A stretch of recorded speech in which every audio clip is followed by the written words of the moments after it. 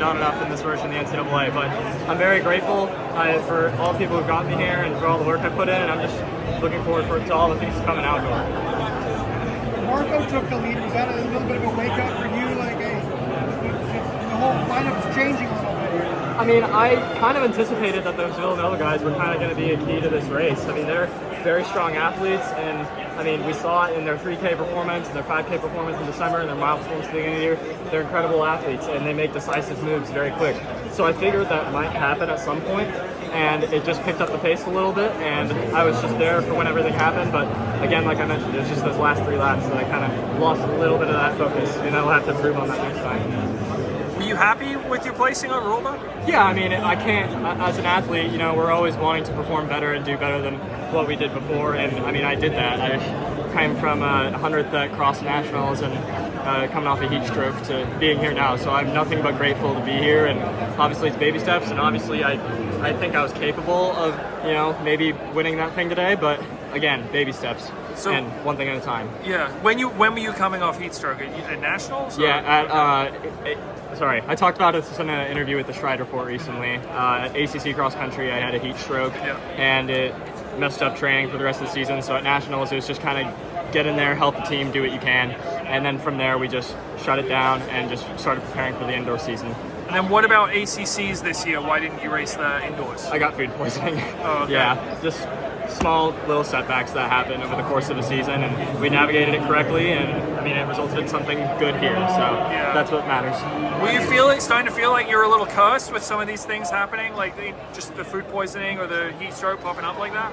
I mean, the heat stroke and cross, I mean, there was like nothing I could do about that because I lost training for a week, and well, really 2 weeks. It was a week off and then a week of it was just a week of easy running, and I didn't work out until 2 weeks after ACCs. So, I mean, that was a special situation, but with food poisoning, it was just, all right, take a day off, take a day or two of easy jogging and get right back to it. So, I don't really let it affect me too much. I mean, these kind of setbacks happen to guys all the time, so I can't act like it's going to go perfectly for me or for everyone, because we probably don't know about some of the setbacks guys have done this year.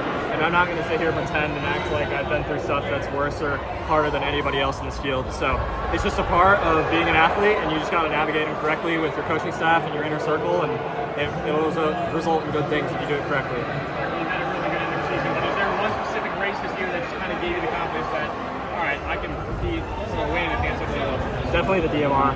The DMR closing in 350 and winning that race, I really surprised myself. I thought, okay, I can split 353, 352. I was confident about that. And I just was like, all right, let's just win this thing. And going into that last bend, I was like, holy crap, we can. Like, we can do this. And I just surprised myself, and I crossed the line, and my teammate was like, dude, you just split 350. What's wrong with you? So that was kind of like my moment, like, you're here. You're like at that level. It's no longer a question. So I know that I can keep doing this in the future, and I'm just so excited for us to come. And so grateful. It's a big thing. Did you think 350, you had one in you when you split out in the DMR? Like, were you surprised? Yeah, I was surprised. That's what I was just saying. I was definitely surprised about the 350, but I mean, all my workouts pointed to being able to do it. It's just doing it and like out kicking Ethan Strand and stuff like that. That's what really gave me that confidence. At this point, with all the inconsistencies that you've had in training, do you derive more confidence from the races? Like you said, running 350 and all these phenomenal times. Does that give you the confidence to say, look, I'm ready to have a run? Yeah, that's part of it, and also just knowing like my mentality and the fact that we've been consistent for so long now. I mean, my freshman year and my senior year of high school, my biggest issue is just staying healthy. And I've seen this past year's proved if I literally just stay healthy for 6 months to a year, I make big jumps. And that's what's giving me that confidence, is just consistency. And my number one goal above all is just stay healthy. That's all I care about right now. And I know if I stay healthy, then the rest will take care of itself. There were a lot of men left in this race with 800 to go. I think we were all surprised to see how many men were still in the race with you guys getting a pretty quick flip at that point. Were you surprised at that point, or like what was going through your mind when you saw 8 or 10 men still at the lead back? I didn't know who was all behind me, but I mean, I figured like this is the NCAA, people are going to be here ready to rip.